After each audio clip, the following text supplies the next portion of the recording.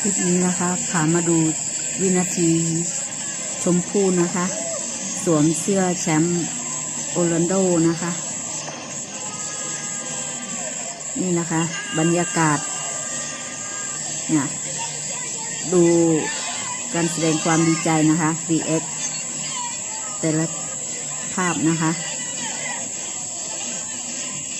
แสดงความยินดีกับชมพู่ด้วยนะคะที่ได้แชมป์ PVF ไป